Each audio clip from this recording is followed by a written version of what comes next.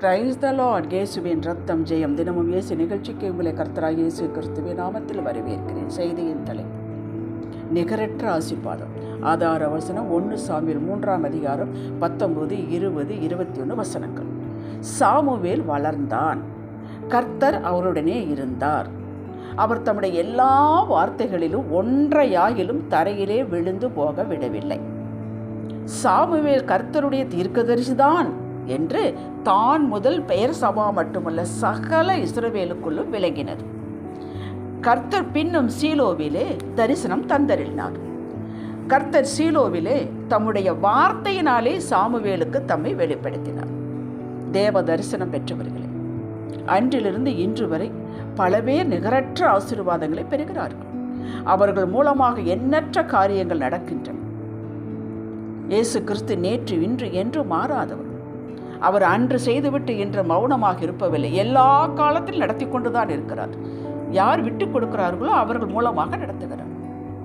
கவனித்து கேளுங்கள். இயேசுவை 3ஆம் நாளில் உயிரோடு எழுப்பின அதே ஆவியானவர் தான் நம்மையும் உயிர்ப்பித்தார். ரட்சிக்கப்படும் இயேசு தேவகுமாரன், விசேஷித்தவர். ஆகையால் அவருக்கு ஒரிஜினல் ஆவியானவர். நாம் என்ன மனிதர்கள் தானே, அவரை போல ஊழியமாக செய்ய போகிறோம் என்று நினைத்து நமக்கு டூப்ளிகேட் ஆவியை கொடுக்கவில்லை. நாமானால் அப்படித்தான் செய்திருப்போம். ஆகவே மனித நிலையிலேயே இருக்கிறோம். தேவனை போன உன்னத குணம் இருந்தால் மட்டுமே மனித நிலையிலிருந்து தேவ மனித நிலைக்கு வர முடியும். இப்படி எல்லாரும் யாவரும் வர வேண்டும் என்பதுதான் தேவ சித்தம். இயேசு கிறிஸ்து உயிர்த்தெழுதலே முதற் பேரானவர், முதற் பலனானவர். நாம் நெக்ஸ்ட், அவ்வளவுதான். எல்லாருக்குள்ளே ஒரே ஆவியானவர் தான். ரட்சிக்கப்பட்ட ஒவ்வொரு நீதிமானுக்குள்ளும் பட்சபாதம் இல்லாமல் வசிக்கிறார். ஒவ்வொரு ரட்சிக்கப்பட்ட தேவ பிள்ளைக்கும் யுனிக் பிளெஸிங், நிகரற்ற ஆசீர்வாதம் வைத்திருக்கிறார், உண்டு. நாம் யாவரும் போய் சேர வேண்டிய இடம் ஒன்றேதான், பரலோகம். பாதைகள் மட்டும் வித்தியாசம். ஒவ்வொருவருக்கும் தனிப்பட்ட பாதைகள். இதில் போட்டி அவசியமே இல்லை. எல்லாருக்குள்ளும் கிரியை செய்யவும் தேவன் வைத்த சித்தத்தின்படி நிறைவேற்றவே ஆவியானவர் நமக்குள்ளே வாசம் செய்கிறார். கிறிஸ்துவை போல மாற்ற வேண்டும் என்பது தேவ திட்டம். அதற்காகத்தான் ஆவியானவர் நமக்குள்ளே வசிக்கிறார். மாற வேண்டும், இது நம்முடைய பொறுப்பு. நம்மை கொண்டு என்ன செய்ய சித்தம் கொண்டுண்டார் என்பது நமக்கு தெரியவில்லை என்றே வைத்துக் கொள்வோம். நமக்கு என்ன தேவை, நாம் எப்படி வாழ வேண்டும் என்ற ஆசை, விருப்பம், கனவு, எதிர்பார்ப்பு எல்லாருக்கும் உண்டு. நல்லது இருக்க வேண்டும். நம்முடைய மூளை சிறியது, நம்முடைய எதிர்கால பார்வை குறைவு. இதை கொண்டுதான் கற்பனை பண்ணுகிறோம். கூடவே ஒரு தவறும் செய்வோம். நம்மிடத்தில் தற்போது என்ன இருக்கிறது, நம்மை பற்றி மற்றவர்கள் என்ன கணிக்கிறார்கள் என்பதை கருத்தில் கொண்டுதான் அந்த ஒப்பற்ற எதிர்காலத்தை நிர்ணயிப்போம். இதுதான் தவறு. சர்வலோகத்தையும் படைத்தவரின் படைப்பு நாம். அவருடைய சொந்த பிள்ளை, அவருடைய வாரிசு. இதை அடிக்கடி மறந்து விடுகிறோம். மறக்கவில்லை என்றால் அவரது வார்த்தை என்ன சொல்கிறது நம்மை பற்றி என்பதை எடுப்போம் அல்லவா? ஆமாம், அப்படித்தான் எடுக்க வேண்டும். பெரிய விசாலமான மனது வேண்டும். நாம் யாராக வேண்டால் இருக்கலாம், நம்மிடம் ஒன்றுமில்லாமல் இருக்கலாம். வார்த்தை என்ன சொல்லுகிறது, தேவ வார்த்தை உங்களை பற்றி என்ன சொல்லுகிறது, அதை எடுங்கள். தேவ வார்த்தையின் மீது அளவற்ற விசுவாசம் வேண்டும். உள்ளே இருக்கும் ஆவியானவர் கொண்டு தரித்து நின்று பேசும் பக்குவம் வேண்டும். இது இருந்தால் நீங்கள் சாதாரண மனிதராக கூட இருக்கலாம். உங்களுக்காகவும் உங்களுக்குள்ளேயும் உங்கள் மூலமாக நிகரற்ற காரியங்களை செய்ய ஆவியானவர் எப்போதும் ஆயத்தமாகவே இருக்கிறார். உங்கள் கல்வி தகுதி என்ன, உங்களுடைய உயரம் என்ன, நீளம் என்ன, கலர் என்ன, அதை அவர் பார்ப்பதில்லை. உங்கள் குடும்ப சூழ்நிலை என்ன, அவர் பார்ப்பதில்லை. 19ஆம் நூற்றாண்டில் வாழ்ந்த ஸ்மித் விக்கிள்ஸ்வர்த் என்ற தேவ மனிதன் சாதாரண பிளம்பர். இங்கிலாந்தில் ஏழை தொழிலாளியின் மகன். படிக்க தெரியாது, ஏன்னா குழந்தையிலே வேலைக்கு போயிட்டார். பின்னாட்களில் மனைவியின் மூலமாக படிக்க கற்றுக்கொண்டார். ஆனால் அவருக்குள்ளே எங்கே வேலைக்கு போனாலும், போகும்போதும் திரும்பும்போதும் பிரசங்கத்தில் கேட்ட தேவ வார்த்தையே தியானித்து கொண்டிருப்பாராம். அவரது சட்டப்பையில் ஒரு சிறிய வேதாகம் எப்போதும் இருக்குமாம். பஸ் ஸ்டாண்டில் வெயிட் பண்ணும்போதும் சரி, வேறு எங்கே போனாலும் கொஞ்சம் சிறிது நேரம் கிடைத்தாலும் உடனே வேதத்தை எடுத்து படிப்பாராம், மனப்பாடம் செய்வாராம், சிறு குழந்தையை போல. நேரம் வந்தது. இதுதாங்க நாம் போட வேண்டிய அடிப்படை அஸ்திவாரம். இதுதான். நம்மிட வேறு ஒன்றும் அவர் கேட்கவில்லை. கீழ்ப்படிய சொல்லுகிறார். என்ன செய்ய வேண்டுமோ, என்ன பொறுப்பு கொடுத்திருக்கிறாரோ அதை செய்ய சொல்லுகிறார், தேட சொல்லுகிறார், வாசிக்க சொல்லுகிறார். நேரம் வந்தது. அவரை கொண்டு ஆவியானவர் செய்த ஒப்பற்ற காரியங்கள் அளவில்லாது. தெரிந்தால் வாசித்து பாருங்கள். விசுவாசத்தை எப்படி செயல்படுத்துவது என்பது அவரது வாழ்வில் சருதியை பார்த்து கற்றுக்கொள்ளலாம். உதாரணமாக, தினமும் உங்களது வங்கி கணக்கில் கர்த்தர் 100 கோடி போடுகிறார் என்று வைத்துக்கொள்வோம். அன்றே செலவழிக்க வேண்டும். உங்களுக்கு அது தெரிவதில்லை. ஏதோ 100 ரூபா 1000 ரூபாய் எடுத்து செலவழிக்கிறீர்கள். அப்படித்தான் நமது ஆவிக்குரிய வாழ்வு இருக்கிறது. தலைவலி, பிள்ளைக்கு அட்மிஷன், வீடு வாங்கணும், வீடு விற்கணும், இந்த நிலையிலேயே நம்முடைய ஜெபம், நம்முடைய விசுவாசம் நின்றுவிட்டது.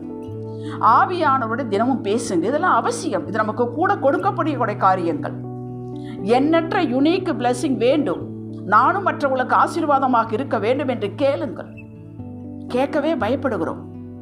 1 நாளாகும் 4ஆம் அதிகாரம் 10வது வசனத்தை யாபேசு தைரியமாக ஜெபிக்கிறான். அவன் சகோதரர்களை பார்க்கிலும் கணம் பெற்றான் என்று வேதத்தில் வாசிக்கிறோம். கேட்டான், ஆண்டவர் கொடுத்தார். நம்ம கேட்கறதுக்கே பயப்படுறோம். ஆதியாகமம் 26:13 ஈசாக்கு கீழ்ப்படிந்தான். அவ்வளவுதான், நிகரற்ற ஆசீர்வாதம் பெற்றான். வர வர விருத்தி அடைந்தான். அவன் செய்தது என்ன? கீழ்ப்படிந்தான். நீ எங்கே போகாதே, எகிப்துக்கு போகாதே, இங்கேயே விதே அப்படின்னு சொன்னார். ஆனால் வறட்சி, மழை இல்லை, நிலமெல்லாம் வறண்டு கிடக்கிறது. அவன் எதிர்த்து பேசவில்லை, லாஜிக் பார்க்கவில்லை. கர்த்தர் சொன்னார், செய்தார். அப்படி நீங்கள் கர்த்தர் சொன்னதை செய்யுங்கள், லாஜிக் பார்க்காதீர்கள். தானியேல் 5ஆம் அதிகாரம் 11:17 தானியேல் விசேஷத்த ஆவி பெற்றவனாய், வெளிப்பாட்டை பெற்றவனாய், சொப்பனத்துக்கு விளக்கம் கொடுக்கிறவனாய் நிகரற்ற ஆசீர்வாதம் பெற்றான். அவன் செய்தது என்ன? சாதாரண மனிதன் தானே, அடிமையாக கொண்டு போகப்பட்டவன் தானே. ஜெபித்தான், தொழுது கொண்டான், அதை விடவே இல்லை. வைராக்கியமாக, தேவனுக்காக வைராக்கியமாக இருந்தான். இதுதான் அவன் போட்ட முதலீடு. நாம் அதைத்தான் போட்டால் போதும். சாதாரண முதலீடு போட்டால் போதும். ரூத் இளம் விதவை. இந்த தேவன் எனக்கு வேண்டும். மோவாபிய ஸ்திரீ மதிக்க மாட்டார்கள், யூதர்கள் மதிக்க மாட்டார்கள். ஏன்னா அவர் விக்கிரக ஆராதனைக்காரர்கள், சேர்த்து கொள்ள மாட்டார்கள், புழங்க மாட்டார்கள் அவர்களோடு. ஆனால் அந்த விதவை, இந்த தேவன் எனக்கு வேண்டும், இந்த மனிதர்கள் எனக்கு வேண்டும், இந்த ஜனங்கள் எனக்கு வேண்டும், இந்த ஊர் எனக்கு வேண்டும், பிடிவாதமாக வந்தால், தன்னை இணைத்து கொண்டால் நிகரற்ற ஆசீர்வாதம் பெற்றார். உங்களுடைய கல்வி தகுதி, வேத அறிவு, பக்தியின் அளவு இதெல்லாம் கணக்கில் கொள்ளாதீர்கள். மிக எளிமையாக ஆவியானவரோடு தினமும் பேசுங்கள். உங்களுடைய மனதை விசாலமாக்குங்கள், விசுவாசத்தை பெருக்குங்கள், உயர்ந்த எண்ணங்களை எண்ணுங்கள், ஆவியானவர் உதவி கேளுங்கள். எனக்குள்ளும் என் மூலமாக கிரியை செய்யுங்கப்பா என்று தினமும் ஜெபியுங்கள். விட்டுக் கொடுங்கள், ஆவியானவருக்கு விட்டுக் கொடுங்கள். சின்ன உணர்த்தலும் கூட கீழ்ப்படியுங்கள். இன்னைக்கு இப்படி கோபிக்காத என்று சொன்னால் கோபிக்காதீர்கள். அதை கொடுத்து விட என்றால் கொடுத்து விடுங்கள். கண்ணை மூடிக்கொண்டு கொடுத்து விடுங்கள். ஆவியானவர் உங்களது எல்லையிலே, ஆத்துமாவிலே கிரியை செய்ய அனுமதியுங்கள். நிகரற்ற ஆசீர்வாதங்களை பெறுவீர்கள். அது மட்டுமல்ல, நீங்கள் சொன்ன ஆகும், நீங்கள் கட்டளையிட்டால் நிற்கும். ஏனென்றால் நீங்கள் தேவ சாயலின் படைப்பு. ஆளுகை செய்யத்தான் உங்களை என்னையும் படைத்திருக்கிறார். அடிமையாக அல்ல, ஆளுகை செய்யுங்கள், ஆளக்கடவீர்கள் என்பதைத்தான் நமக்கு ஆதியிலே 1ஆம் அதிகாரம் ஆதியாக 1:26, 27, 28 வைத்தார். அதில் ஆதாம் ஏவாள் அடகு வைத்து விட்டார்கள். இயேசு வந்து திருப்பி கொடுத்து விட்டார். திருப்பி கொடுத்ததைத்தான் நாம் ரட்சிப்பு மூலமாக பெற்றிருக்கிறோம். அது ஒரே பேக்கேஜில் எல்லாம் இருக்கிறது.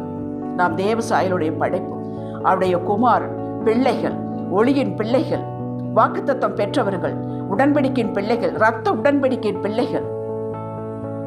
நம்மை கண்டால் பிசாசு ஓடி போக வேண்டும். அப்படிப்பட்ட யுனிக் ஆசீர்வாதம் நமக்கு உண்டு, பாதுகாப்பு உண்டு. நம்ம நாவிலே வல்லமை கொடுத்திருக்கிறார். ஜெபிக்கலாம். தகப்பனே, நீர் நிகரற்றவர். உமது மகிமையை நீர் வேறு யாருக்கும் கொடுக்கவில்லை, எங்களுக்கே கொடுத்திருக்கிறேன். உம்மோடு தினமும் நேரம் எடுத்து தரித்து நிற்போம். உமது சிந்தையை அறிய, உம்மை அறிய நாங்கள் முயற்சி எடுப்போம். ஆவியானவர் எங்களுக்குள்ளே, எங்கள் மூலமாக நிகரற்ற காரியங்கள் செய்வது இந்த உலகம் காணும். உமது நாமம் மகிமைப்படும். இயேசுவின் நாமத்தில் பிதாவே, ஆமென். ஹல்லேலூயா.